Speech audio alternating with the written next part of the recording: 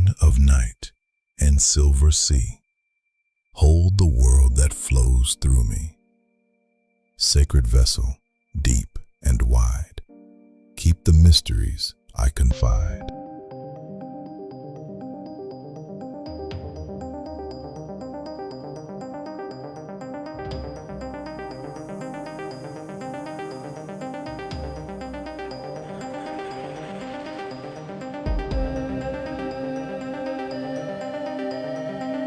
The ritual goblet, often called the chalice, is one of the most ancient and enduring tools in mystical practice. It is the vessel of containment, of reception, and of sacred union. Where the blade divides and directs, the chalice gathers and receives.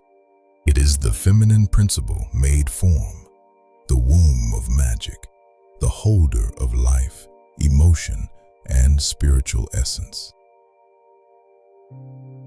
Across traditions, the chalice represents water, the element of intuition, healing, memory, and flow.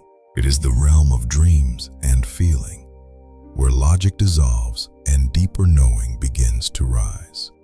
To work with the chalice is to surrender control and allow experience to enter fully without resistance. The goblet itself may be made of many materials: glass, brass, silver, clay, or crystal. Yet its true value is not in substance, but in consecration. Once dedicated, it ceases to be an ordinary vessel. It becomes a threshold between worlds. What is poured into it is not merely liquid, but intention. In ritual, the chalice often holds water, wine, or symbolic elixirs. These are not just offerings, they are carriers of meaning. Water may represent purification. Wine may represent life force and transformation. Honey may represent sweetness and union. What is placed within the chalice becomes an embodiment of the working itself. To prepare the ritual goblet, cleansing is essential.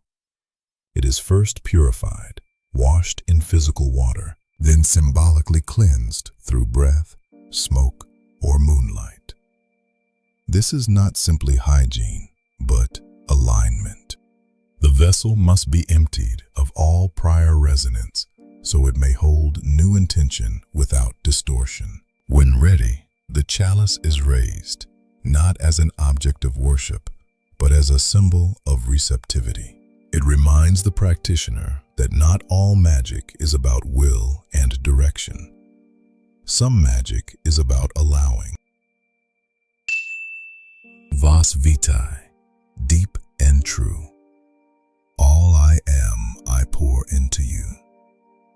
Fill my spirit, cleanse my sight, reflect the depths of inner light.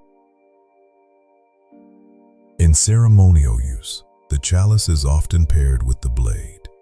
Together, they represent sacred polarity, the meeting of opposites. The blade acts, the chalice receives. One shapes energy, the other contains it. When united in ritual, they symbolize creation itself, the spark entering the vessel, forming manifestation. This union is not merely symbolic, it is experiential.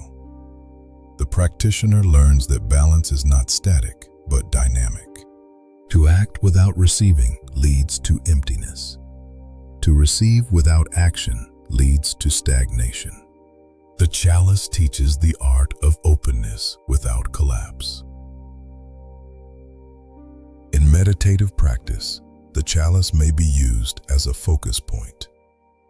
Gazing into its contents can become a doorway into inner vision. Thoughts soften, images arise, emotions surface.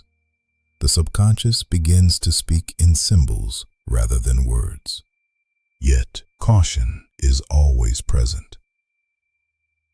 The chalice does not discriminate between what is poured into it. Joy and sorrow, clarity and confusion.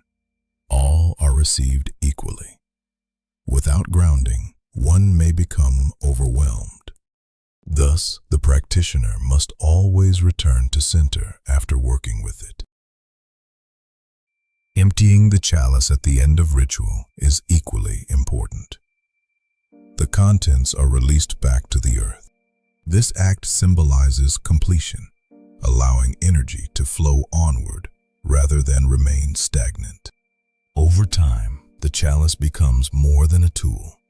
It becomes a mirror of the self. When lifted in ceremony, it is not merely held, it is offered. And in that offering, the boundary between self and source begins to dissolve.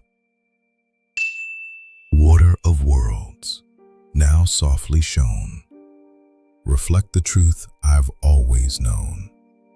In empty cup and full embrace, I find the quiet, sacred space.